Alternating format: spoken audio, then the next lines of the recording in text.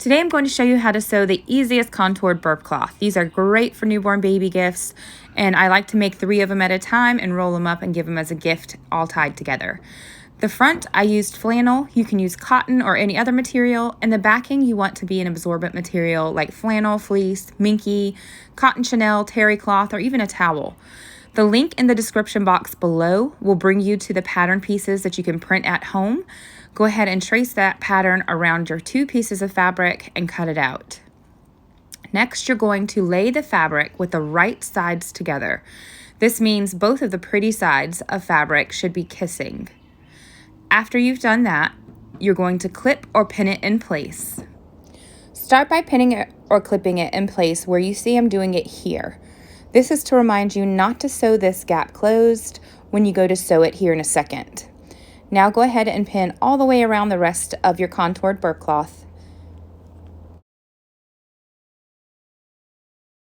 Now starting at that first pin or clip where we're not going to sew, go ahead and sew all the way around your entire burp cloth using a 3/8 inch seam allowance, but being sure to leave that 3-inch gap right there at the bottom.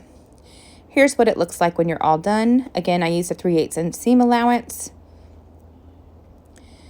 And now you're going to go around the curves of both sides of your burp cloth and cut little notches all the way up to your stitch line, making sure not to cut through your stitches. This is so when you flip it right side out, it lays nice and flat and it doesn't pucker your fabric. Now go to the hole opening at the bottom and flip your fabric right side out.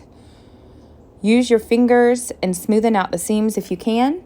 I like to use a chopstick. You can also use any other kind of item like a closed pen or whatever you have on hand is fine. Smoothen out every single bit of the seams on the inside of your burp cloth.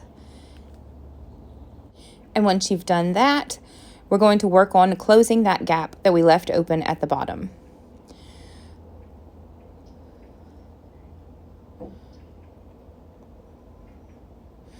So the first thing you're going to do is put both index fingers, your pointer fingers, inside the hole. This should automatically flip your top and bottom fabric inwards, and then you're just going to lay it flat so that it meshes up with the rest of the seams on the outside of your burp cloth. Pin or clip that in place, and then starting at that opening, top stitch around the entire burp cloth using about a 1/8 inch seam allowance, which pretty much just means to sew as close to the edge as you can.